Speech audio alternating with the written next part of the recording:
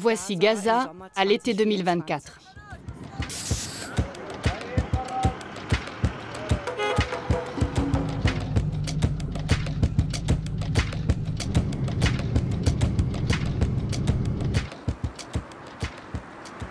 Et voici Gaza en 2016.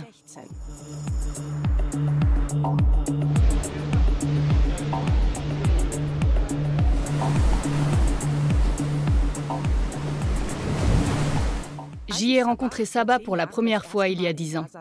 À l'époque, son monde semblait encore tenir debout, même si certains la considéraient comme une pionnière et d'autres comme une provocatrice. Car elle et sa sœur sont les deux premières palestiniennes à s'être lancées dans le surf. Une initiative courageuse pour des femmes gazaouis.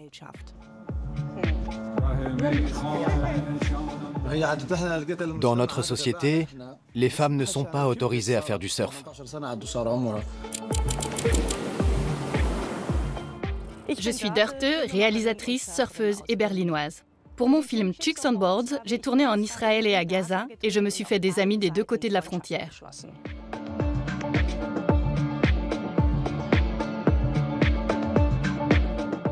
Peu après notre rencontre, Saba s'est mariée. Elle a aujourd'hui 3 enfants.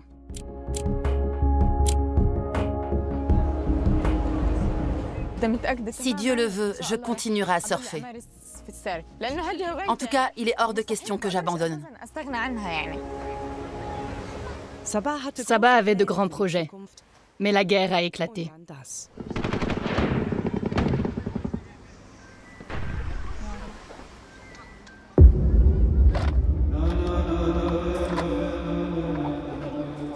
La maison dans laquelle je lui avais rendu visite pour la dernière fois en 2016 a été détruite. Perdre son foyer et sa sécurité, c'est vraiment ce qu'il y a de pire. Je m'appelle Saba Abou-Ghanem, j'ai 25 ans et je suis surfeuse. Mon rêve était de créer un club de natation pour filles.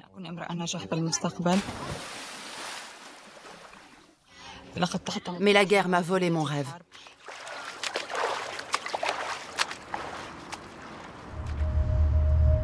Depuis le massacre perpétré par le Hamas le 7 octobre 2023, les frontières avec Gaza sont fermées, y compris pour les journalistes. Il est impossible d'y réaliser un reportage de façon indépendante. Et c'est uniquement grâce à Saba et sa famille que je suis au courant du quotidien des Gazaouis en exil.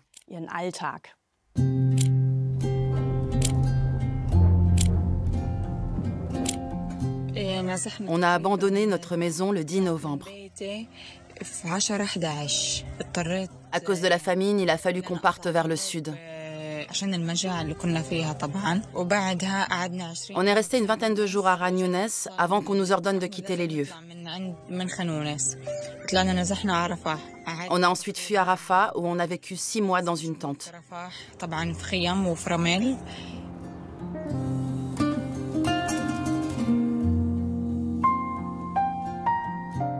Je suis aussi en contact avec son cousin Mohamed, du moins à chaque fois que sa connexion le permet.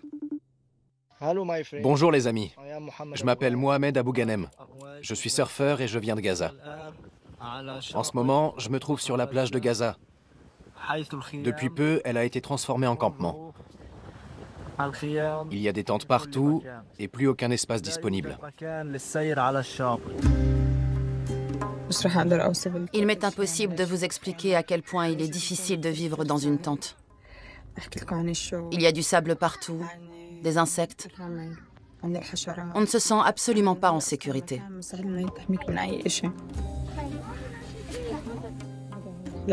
Lorsqu'on a la chance de trouver des vêtements au marché, ils sont faits à partir de rideaux ou de housses de canapé et coûtent une fortune.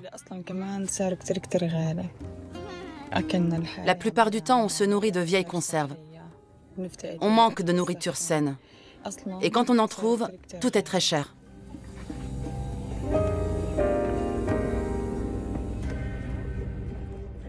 Il n'y a pas de travail ici. Oh non, un missile.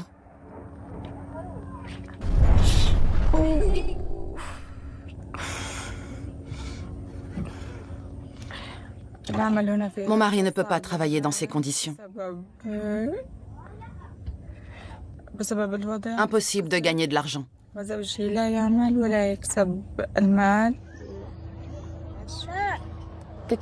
J'ai peur. Tout ira bien, ma chérie. Maman est là. Je suis avec toi.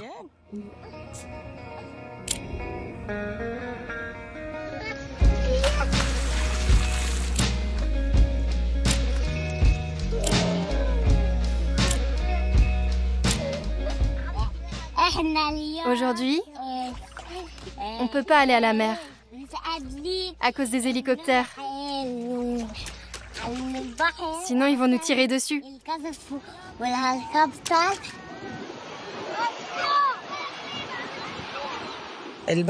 La mer n'est située qu'à 1 kilomètre environ. Comme avant la guerre, c'est le seul endroit qui nous offre un peu de repos. Et de soulagement aussi. Et ça fait beaucoup de bien.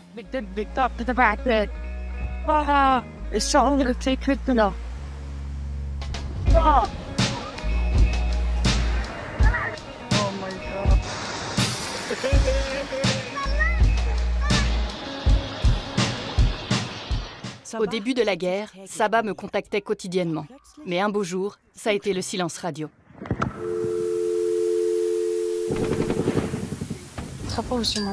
N'aie pas peur.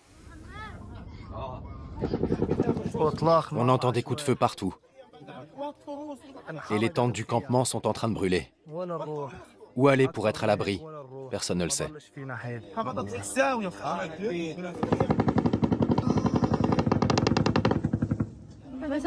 Que Dieu nous vienne en aide.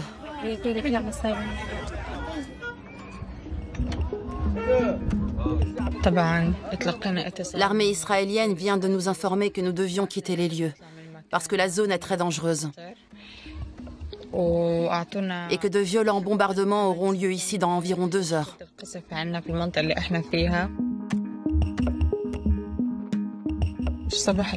Ce matin, rien ne va. La situation s'est considérablement dégradée. Il faut qu'on parte, mais on ne sait pas où aller. On va devoir tout laisser derrière nous, y compris notre tente. La seule chose que je peux emporter avec moi, c'est ce petit sac à dos. On va se mettre en route et ensuite on verra bien ce qui va se passer.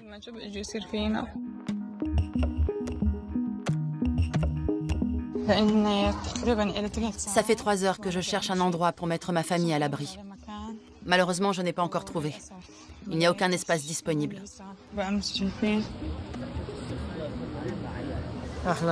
Nous voilà à la plage. On a été obligés de partir. On ne sait pas où aller. Ouais, on ne sait pas où aller.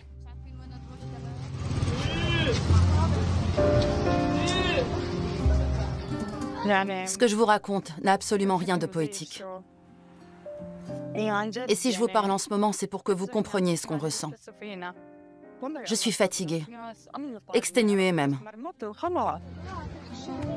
Saba n'a plus qu'un seul objectif, quitter Gaza au plus vite. Seigneur, accorde-nous le salut.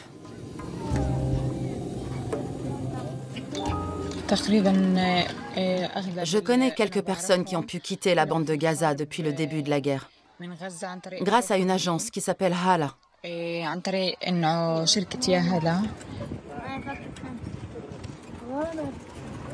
Plus les bombardements s'intensifient et plus les prix de cette agence égyptienne augmentent. Certains Gazaouis ont déjà déboursé plusieurs milliers d'euros pour passer la frontière à Rafah. J'ai lancé une collecte de dons en ligne pour que ma famille puisse se nourrir correctement. Et s'il fallait que je réunisse des fonds pour m'enfuir de Gaza, je n'hésiterais pas une seule seconde. Aujourd'hui, même à Rafah, la frontière est infranchissable. Je veux que mes enfants vivent comme les autres enfants ailleurs dans le monde. Qu'ils puissent faire ce qu'ils veulent et qu'ils se sentent en sécurité. Mais ici, je suis incapable de les protéger.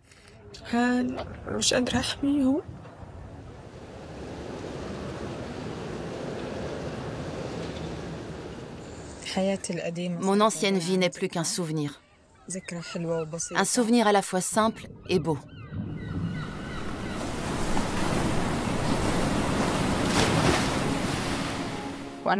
J'espère que cette guerre s'arrêtera bientôt. Je veux réaliser mon rêve et apprendre aux petites Palestiniennes à nager.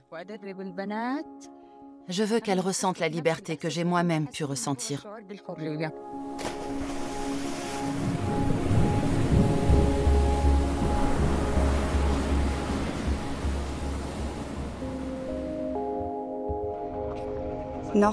Saba est toujours bloqué dans la bande de Gaza. Sa patrie est aujourd'hui un enfer. Dans mon pays aussi, une guerre fait rage.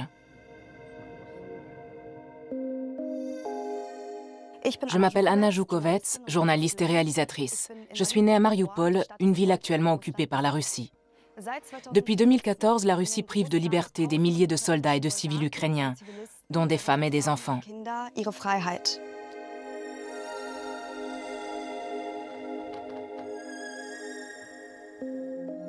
Pour Traxis, j'ai rencontré Oleksiy Yurievitch Anoulia en Ukraine. Le tournage a été bouleversant et choquant pour moi. Il m'a ouvert les yeux, car Oleksiy a survécu à 10 mois de captivité dans une prison russe.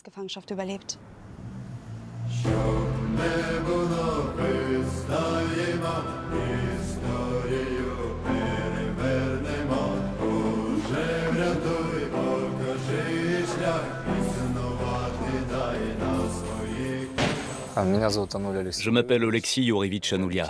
Je suis vétéran de la guerre d'agression russe, champion ukrainien de kickboxing et père de famille.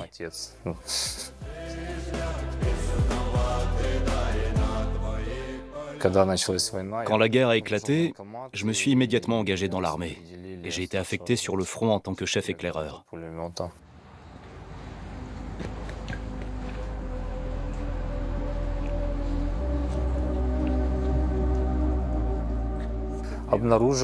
Notre mission consistait à recueillir des informations sur les mouvements des troupes russes. Grâce à notre travail, plus de 26 000 personnes ont pu être évacuées.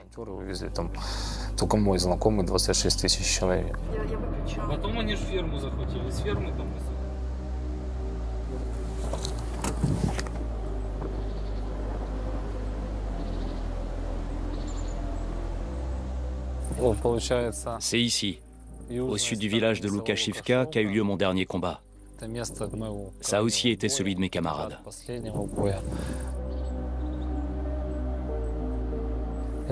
Voici Artyom et Yura.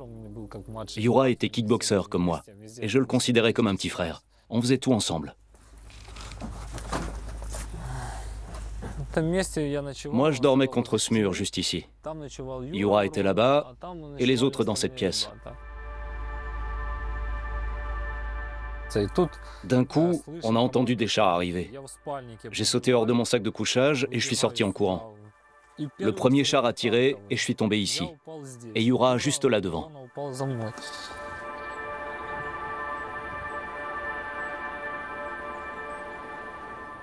Avec la guerre, il était devenu mon meilleur ami.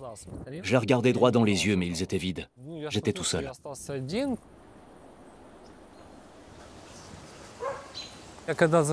J'ai commencé à ramper, j'ai vu que le hangar était en feu.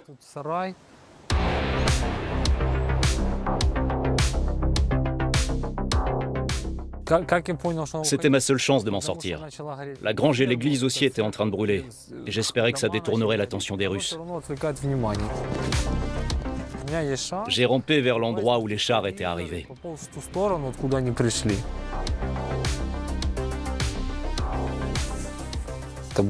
Après quelques instants, j'ai vu des soldats. Je me suis dirigé vers eux les mains en l'air. Ils m'ont forcé à me mettre à genoux et m'ont fait comprendre que je devais dire adieu à la vie. Honnêtement, j'étais prêt à le faire. Mais à ce moment-là, j'ai pensé à ma famille et je leur ai demandé si je pouvais les appeler une dernière fois.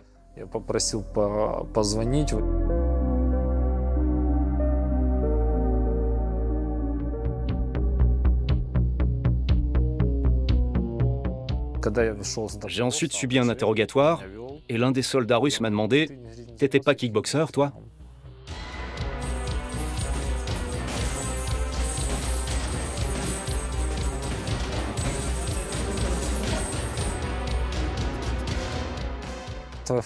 Ton nom me dit quelque chose. Je crois que j'ai même perdu un combat contre toi. Quand il a dit ça, j'ai pensé que c'était la fin pour moi.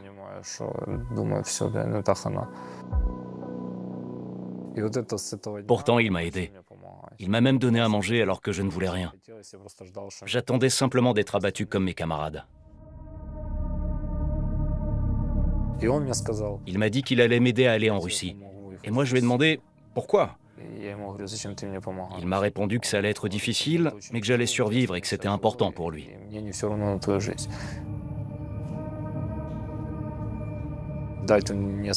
Cet homme ne devait probablement pas savoir à quoi ressemblent les prisons russes. Il pensait sans doute qu'on passerait notre temps à manger de la bouillie. Une fois en captivité, je l'ai vraiment maudit.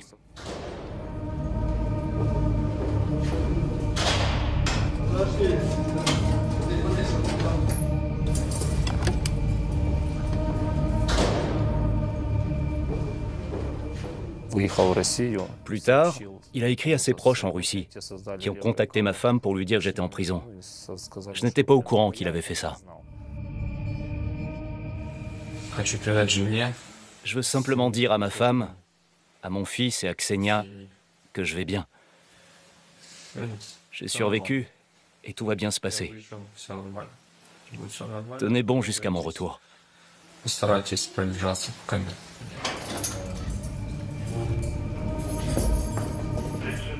Dans la prison de Koursk, on n'avait droit qu'à 2 gorgées d'eau par jour. On partageait notre urine avec les autres détenus et on la buvait pour survivre. Et tous les jours, on nous battait.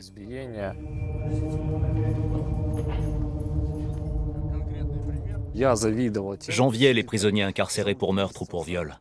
Leurs conditions de détention étaient meilleures que les nôtres. On leur donnait du pain à volonté et ils pouvaient se déplacer et travailler. Moi, je n'avais même pas le droit de bouger, et encore moins de parler. Даже в камере разговаривать нельзя. К стене. Руки за что? Направо проходим.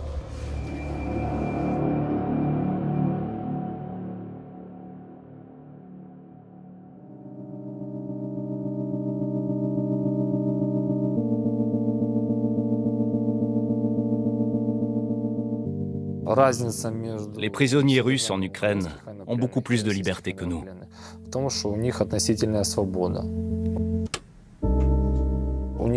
Les fenêtres de leurs cellules ne sont pas condamnées et ils peuvent voir la lumière du jour. Moi, la pièce dans laquelle je vivais était entièrement moisie.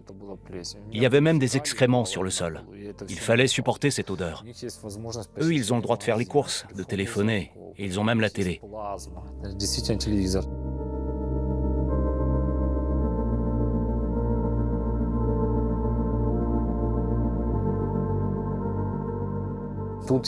Ils sont en contact avec des organisations internationales.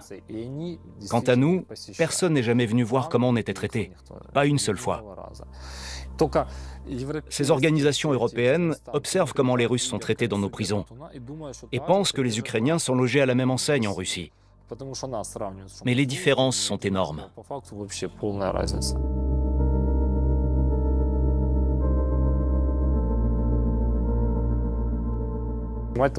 J'avais même l'impression que les Russes menaient des expériences sur nous. Je me disais que c'était impossible. On se serait cru dans un monde parallèle. Un jour, une gardienne m'a demandé si je pouvais tenir debout. Elle m'a ensuite ordonné de mettre les mains derrière le dos, avec les doigts écartés de cette manière. Je suis resté pendant 18 heures dans cette position, et j'avais de plus en plus de mal à rester debout.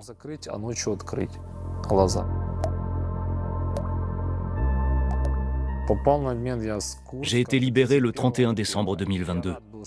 Au départ, j'étais content. Mais je ne voulais pas que ma famille voie dans quel piteux état j'étais. Malgré ces humiliations, Oleksiy rend aujourd'hui régulièrement visite à des prisonniers de guerre russes incarcérés en Ukraine. Vous n'avez pas trop faim? Non, ça va. Vous êtes sûr? Oui, oui, ça va. Et on vous torture? Non. Vous voulez voir dans quel état je suis sorti après 10 mois dans vos prisons? Et après, c'est moi le fasciste. J'ai dû subir 17 opérations. Ils m'ont arraché 2 dents et m'ont aussi cassé le nez et la mâchoire. Ils m'ont même enfoncé une paire de ciseaux dans le tibia. L'un d'eux s'est excusé après notre conversation. C'est sa brigade qui a tué mon père.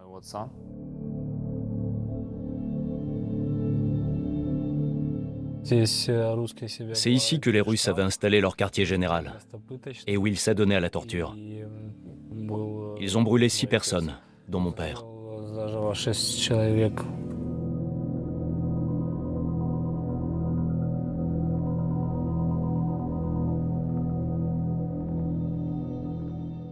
C'est mon père.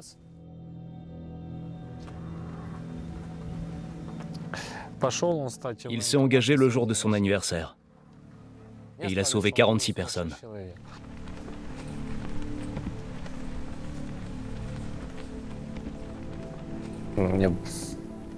Ça me fait très mal d'avoir perdu mon père de cette manière.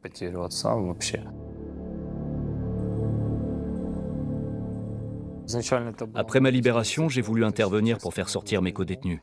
Il m'était impossible de trouver le sommeil en les sachant encore en Russie. Aujourd'hui, mes camarades sont de retour et je les aide à se réadapter à la vie civile. Parce que si on les abandonne à leur sort, on risque de se retrouver avec une société brisée.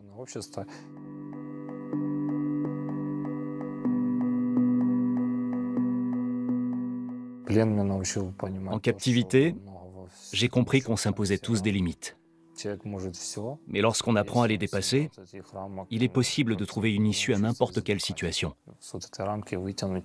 Depuis que je suis sorti de prison, plus rien ne me pose problème. Pourquoi me mettre en colère? C'est inutile.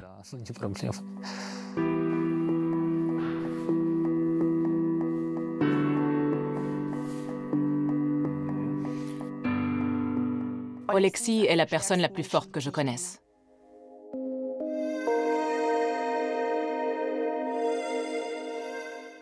La Russie ne mène pas seulement une guerre en Ukraine. Au Soudan aussi, Poutine est impliqué.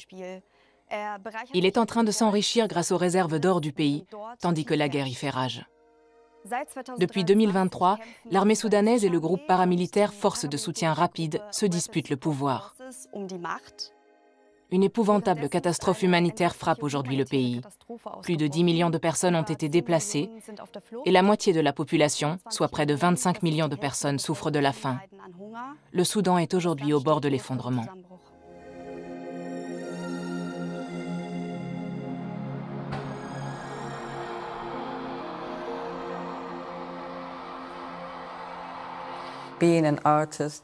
En ce moment, il est très difficile d'être une artiste. C'est quelque chose qui vous brise.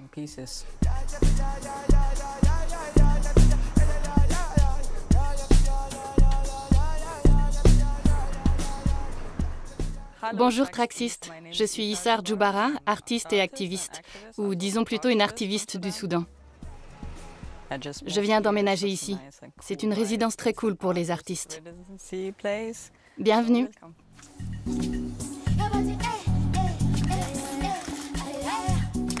Je brûle du bakour. C'est une coutume soudanaise. Le bakour est un encens traditionnel qui a une odeur divine. Vous allez voir, c'est très sexy. Au Soudan, on accueille souvent les gens avec cette odeur très agréable.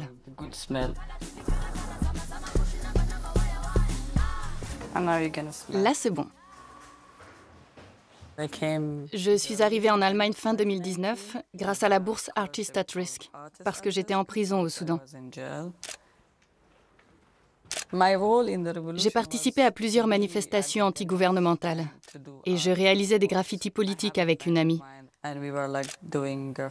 On venait de terminer une œuvre lorsqu'on a été arrêtés. J'ai eu tellement peur. Pendant un moment, j'ai pensé que je ne sortirais jamais de prison.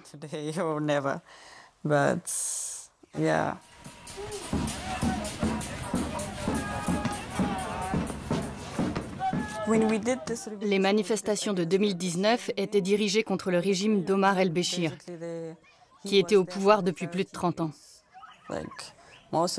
La plupart des manifestants avaient grandi sous son autorité et ne connaissaient que lui. La vie était extrêmement chère au Soudan. Il n'y avait pas de travail pour les jeunes et aussi énormément de corruption. L'ancien gouvernement a autorisé des pays comme la Russie à exploiter l'or et le pétrole soudanais. Nos ressources nous ont été confisquées et le régime s'est tout mis dans la poche. Et c'est contre ça que nous avons protesté. Au bout de 5 jours, Omar el-Béchir a été renversé. Les manifestants ont ensuite fait savoir que la lutte ne s'arrêtera pas. Nous voulions qu'un gouvernement civil remplace les militaires.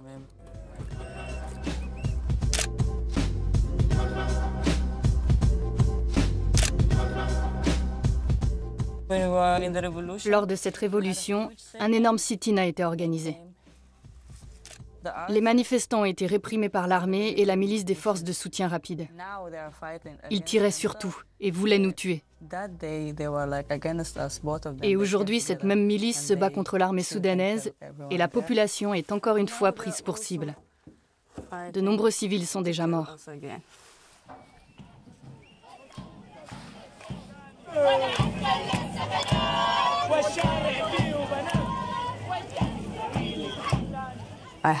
J'ai des vidéos de manifestations où l'on voit certains de mes amis qui ne sont hélas plus de ce monde. Et c'est dur pour moi de travailler avec ce matériel. J'ai exposé ces photos lors d'une performance. Celle-ci, par exemple, est un hommage à l'une de mes connaissances. Il a été tué alors qu'il défendait une barricade lors d'une manifestation. Cette photo lui est dédiée.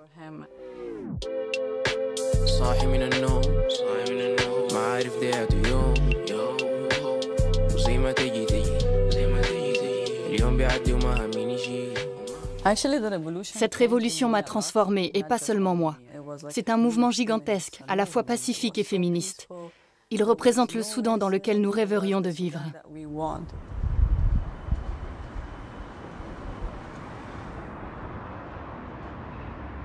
Nous nous sommes tous réjouis de la chute du régime d'Omar el-Béchir. Mais il est aujourd'hui revenu sous une autre forme. L'armée et la milice des forces de soutien rapide ont d'abord composé un gouvernement militaire et aujourd'hui ils s'affrontent pour le pouvoir.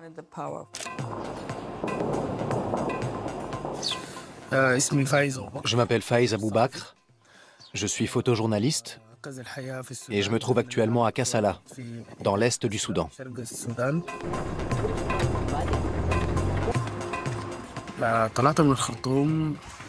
J'ai fui Khartoum quand les combats ont éclaté entre la milice des FSR et l'armée. C'est à ce moment-là que j'ai été arrêté par les forces de soutien rapide. Ils m'ont brutalisé et m'ont blessé au niveau du dos.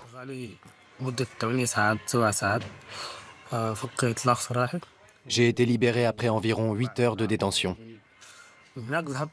Je me suis ensuite réfugié à Al-Gaïli, ma ville natale, d'où j'ai continué la route à pied vers l'Égypte. Ce n'est qu'arrivé là-bas que ma blessure a été soignée.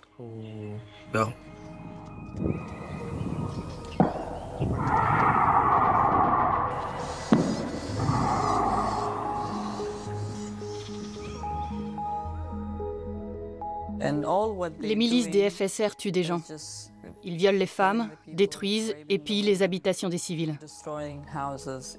En ce moment, je ne sais même pas dans quel état se trouve notre maison.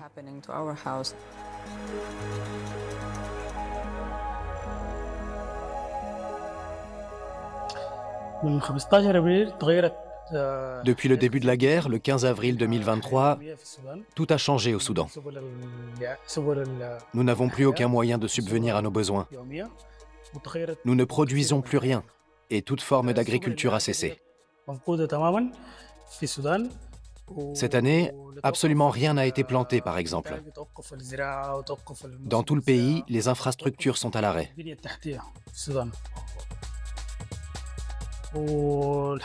La guerre m'a aussi affecté personnellement. J'ai tout perdu. Tout mon matériel, toutes les photos que j'avais prises au Soudan et toutes mes archives ont disparu.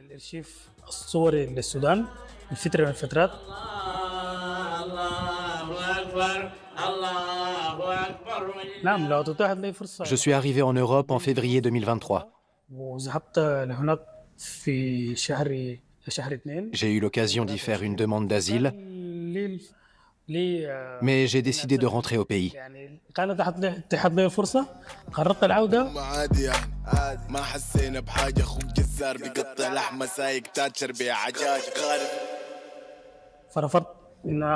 J'ai pris la décision de ne pas rester en Europe parce que je veux documenter ce qui se passe au Soudan.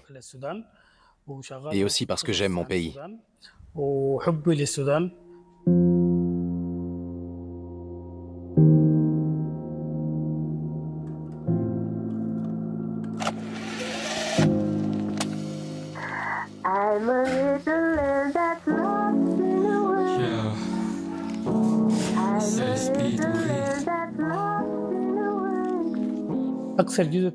Mon plus grand défi consiste à documenter les histoires de toutes ces personnes qui ont été chassées de chez elles.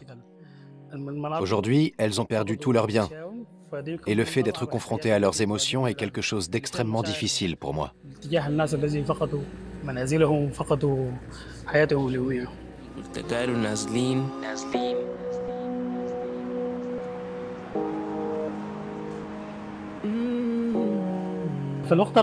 Malgré tout, je ne veux pas quitter mon pays. Le monde doit savoir qu'une guerre terrible a actuellement lieu au Soudan et que les milices des FSR sont en train d'y commettre un génocide.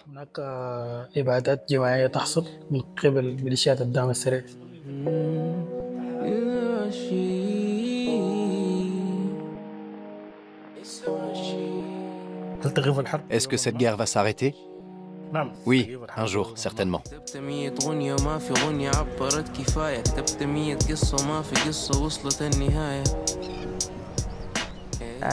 Le Soudan et ma famille me manquent. La seule chose qui m'aide, c'est de continuer à parler de mon pays, encore et encore.